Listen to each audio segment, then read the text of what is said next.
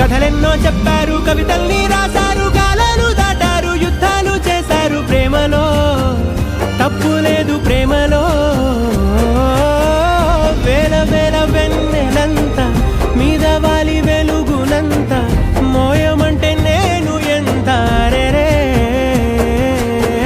చిన్ని గుండె ఉన్నదంత హాయి నింపి గాలినంత ఊదమంటే ఊపిరెంత రే.